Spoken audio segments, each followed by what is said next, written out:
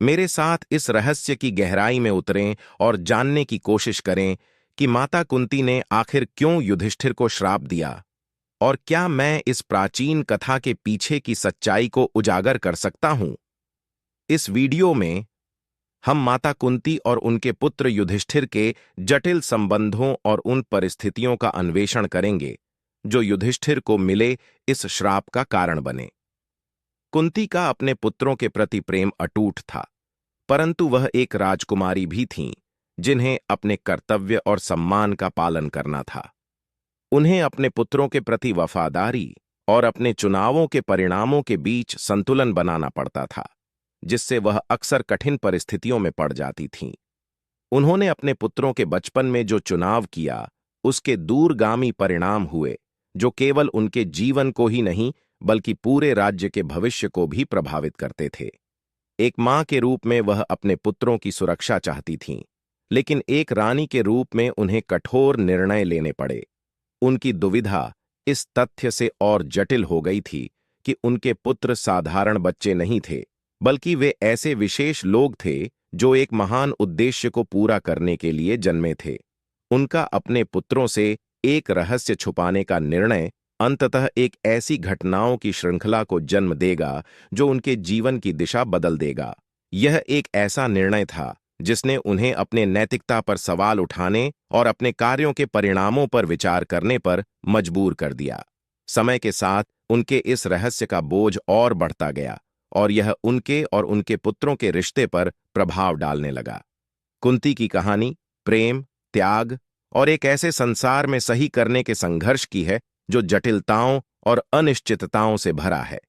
जैसे जैसे उन्होंने रानी और मां के रूप में अपनी भूमिका की जटिलताओं को समझा, कुंती का अतीत उनसे टकराने लगा।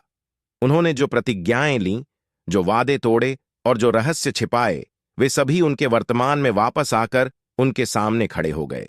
उनका अतीत अंततः उनके वर्तमान के साथ टकराया, जिससे एक ऐसा दुखद परिणाम हुआ जिसने उनके पुत्रों को स्तब्ध कर दिया। प्रश्न यह है कि इस श्राप की प्रकृति क्या थी और कुंती के कार्य कैसे इसके लिए जिम्मेदार थे।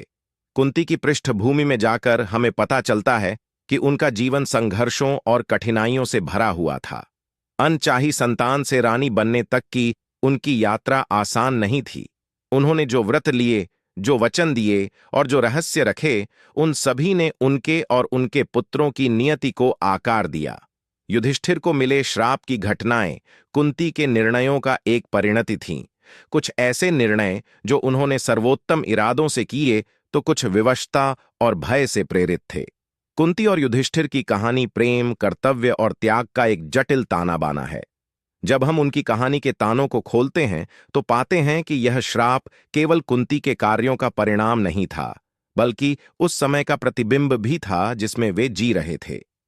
यह एक ऐसा युग था जो महान परिवर्तन और अशांति से भरा था, और कुंती और उनके पुत्रों द्वारा किए गए निर्णय उस समय की परिस्थितियों से प्रेरित थे जिसमें उन्हें संघर्ष और जीवित रहने की आवश्यकता थी। श्राप के केंद्र में विश्वासघात और धोखे का एक जाल था जिसके दूरगामी परिणाम थे। इसने भाईचारे के बंधनों की परीक्षा ली, चरित्रों की नैतिकता को चुनौती दी और सत्य और न्याय के स्वभाव पर सवाल उठाए। यह श्राप युधिष्ठिर को सदा के लिए परेशान करता रहा। उनके जीवन और उनके राज्य पर एक काला साया बनकर मंडराता रहा। यह उन्हें उनकी मां के कार्यों के परिणामों का एहसास कराता रहा और उनके रहस्यों की कीमत चुकाने के लिए मजबूर करता रहा। जब युधिष्ठिर को अंततः इस श्राप के बारे में पता चलता है, तो यह उनके लिए एक गहरे भावनात्मक झटके जैसा होता है। वे अपराध बोध, शर्म और पछतावे से भर जाते हैं। उनकी मां के रहस्य का भार उन्हें कुचलने लगता है, जिससे वे अपनी पहचान और उद्देश्य पर प्रश्न उठाने लगते हैं। यह श्राप एक स्थायी बोझ बन जाता है जिससे वे बच नहीं सकते, और यह उनके जीवन की दिशा को हमेशा के लिए बदल देता है।